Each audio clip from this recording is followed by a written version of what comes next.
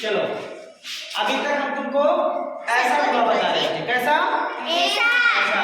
अब तुमको हम 3 अंक एक अंक हम और बढ़ा दिए ना। अब ध्यान से सभी लोग इधर देखो सभी लोग। 5 का गुणा किसमें होगा? 25 का हासिल आया। 5 का गुणा किसमें होगा? 5 सते और 2 37 का हासिल आया।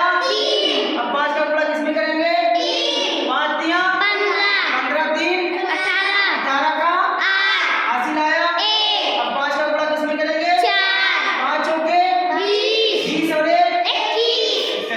अब 5 से हम कर चुके, ठीक है। अब 3 से करेंगे ऐसे। 3 का गुणा किसमें करेंगे? 30 बचे 15 का हासिल आया। अब 3 का गुणा किसमें करेंगे?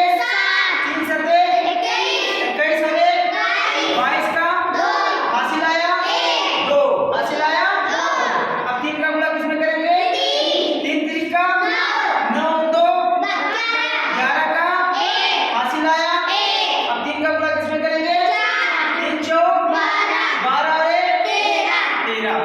इतना ही हम लोग पहले करते थे क्योंकि ये हमने अभी एक्स्ट्रा लिख दिया है। अब इससे भी सब में गुणा होगा। 2 से पहले किसमें होगा गुणा? 2 पंचे